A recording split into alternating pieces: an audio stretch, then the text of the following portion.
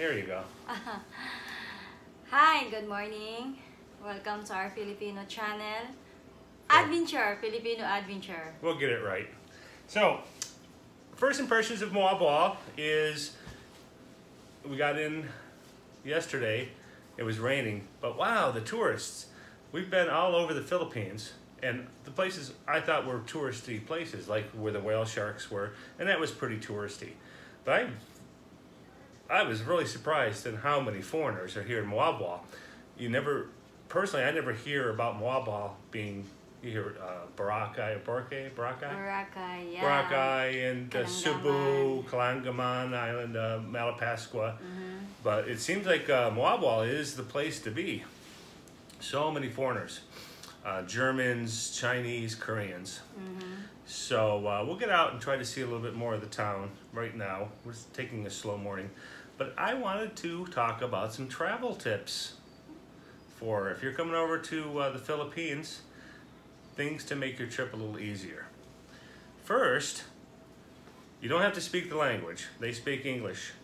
But if you know a few Visayan words, their faces light up. So the easiest ones are good morning, good afternoon, and good evening. Good evening.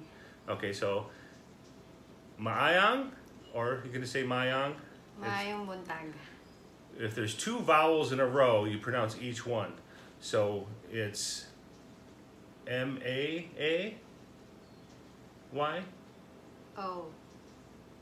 Mayang. Oh. Anyway, Angie.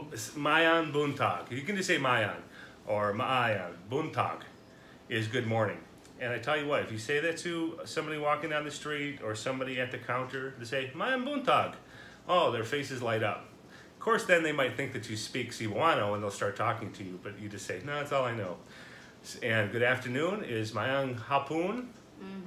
That's good afternoon. And evening is mayang gabii. It's G-A-B-I-I. And like I said, in this language, if there's two vowels, you pronounce each one. So even a word like we would say loon, L-O-O-N, you would pronounce that Luon. Luon. If there's two vowels, you pronounce each one. So gabii, we would say goodbye probably or something like that in English, but it's gabii. That's good evening. So if you're going to say those, learn those three: good morning, mayang buntag; good afternoon, mayang hapon; good evening, mayang gabii. You can learn those three. You'll just put smiles on their face. And there's one more that you should always learn, and it's very simple. That's thank you. And I learned it by thinking of salami. The word salami, just put a T. Salamat. Salamat, yeah, salamat. Salamat. So I'll say, they bring you your food, say salamat. Or they give you your change, anything to say. Anytime you would say thank you, say salamat. And then they'll say salamat back to you or thank you back to you. And it just makes their day if you say a little bit of English to them. Or I'm sorry, a little bit of Cebuano. Other thing, let's talk about eating out. This is a different country. So don't get your panties in an uproar, as we say. Don't get upset about the small things. Now, when you order food, it's going to take a while. And sometimes her dish will come before my dish. And sometimes it'll be a long time in between. They don't organize it kind of like they do the States where everything comes at the same time. Here, it's when it's done, they bring it out. So if your dish takes longer, sometimes they have, what does Maricel say? They have one pan, one pot and one frying pan. That's all they have. So don't get mad. Just be patient. Just roll with it. I'm sure there's a word for it in Cebuano. Just relax. Don't get upset. Mabuhay. What's that good? What's the word? What's that? What do they say? Welcome. Welcome. Walang anuman. No. What's that? Mabuhay. Mabuhay. Mabuhay. Mabuhay. Yeah. Just welcome. Just just roll with it. Food is very rarely hot too. Lots of times at the stands, they'll cook a bunch of it and then serve it. Like breakfast, the rice is usually never really hot. Just don't complain. And your coffee is going to usually be instant coffee. Don't complain. Just roll with it. You're in another country. Otherwise, you're going to just be full of negative energy. And I'm guilty of that sometimes. Sometimes the trike drivers are pushy. You know, you want a few minutes to figure out what you're going to do, and they're like, where do you want to go? Where do you want to go? And I'm like, hey, back off. So I have to stop doing that too. Just keep that negative energy away and just go with the moments. You're in a different country. You're not going to change them. They're going to change you. So if you get upset, the only person that you're hurting is yourself. What are travel tips or things? It's probably hard for you since you live here, but as a foreigner coming. Oh, let's talk about the bathrooms in the hotels. The floor is always going to be wet because usually they don't have tubs or separate. The higher end hotels do, but in your resorts and your more affordable places, there are Filipino style bathrooms. They have a shower and no curtain, no tub, just the whole room's tile. Like in our place in Tallyboon, the shower was above the sink. That's how small the bathroom was. The shower head was above the sink, and then there was a toilet. And so everything's gonna get wet. You're gonna go take a shower, everything's gonna get wet. So just get used to all day long, when you go to the bathroom, the floor is gonna be wet. They wash the clothes in there, you take a shower in there. Don't get upset. That's just the way it is. What else is there?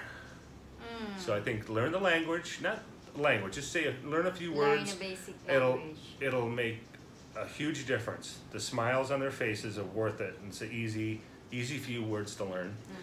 The food, and just service in general. They don't get tips like we tip.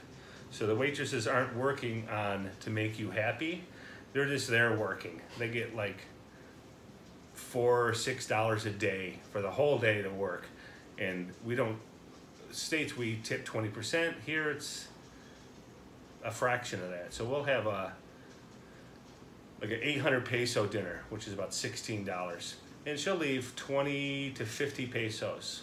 But in the States, that would be at least $3.50 because we do 20% to supplement the waitress's income. Here they don't do that. So there's no real incentive. So don't get upset. It's just the Philippines. And if you do that, I think you're gonna have a much better time. You're gonna leave that negative energy and enjoy the people and the surroundings a lot more if you just chill, man. Just chill. Any last words, Princess? You can say that. Stay classy. That's a good thing. Stay classy. Oh, another thing I noticed, real quick before I end this, is the rumor is that the brash, loud Americans, when you travel, you can always tell American because they're loud and they're brash. I have found the opposite. Every American that I've seen in my travels have been respectful. I haven't seen too many loud, obnoxious Americans. Not to say that you get some drunk ones. I'm sure you're gonna get some loud ones, but so far in my experience, I have not seen any. I'm not gonna say who. There is a few cultures. I'm not gonna offend anybody, but I will say there's some nationalities who I thought would be very respectful and polite are the opposite. But like I said, I'm not gonna hurt anyone's feelings. But I just found that the Americans I've run into so far have been very, very respectful and classy. So we're going to take a little walk around Malball a little bit, maybe do some snorkeling and see some of the sights. Yeah. I just wanted to end this with some travel tips, make your trip more enjoyable. Give me a kiss. Stay classy.